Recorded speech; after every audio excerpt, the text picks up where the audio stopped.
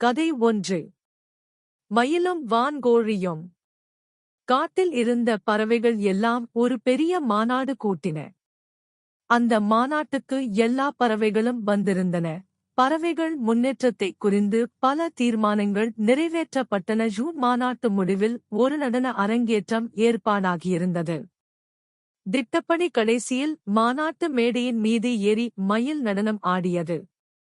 நீலப்புள்ளிகள் நிறைந்த அழகிய பச்சை தொகையை விரித்து மயில் ஆடிய நடனம் பார்க்க பார்க்க இன்பமளிக்கும் காட்சியாயிருந்தது.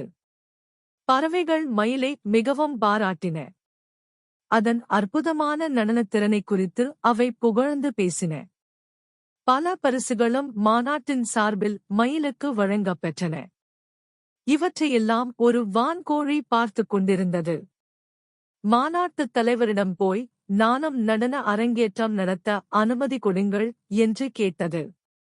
நீயா?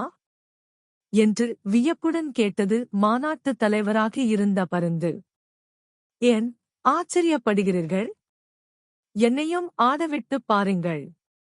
வாய்ப்பு கொடுத்தால்தானே திறமை இருக்கிறதா இல்லையா என்று தெரிந்து கொள்ளலாம் என்று அடித்து பேசியது வான்கோழி. மாநாட்டுத் தலைவர் பருந்து அனுமதி கொடுத்து விட்டது. வான்கோழி மேடையின் மீது ஏறியது. வால் போல் நீண்டிருந்த தன் சிறகுகளை விரித்துக் கொண்டு அது நடனம் ஆடியது வேடிக்கையாக இருந்தது.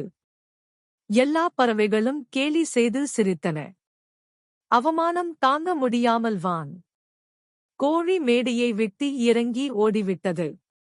கருத்துரை: மயில் ஆடுவதைப் பார்த்த வான்கோழி தானும் அதுபோல் ஆட முடியும் என்று கருதியது. இது தவறு.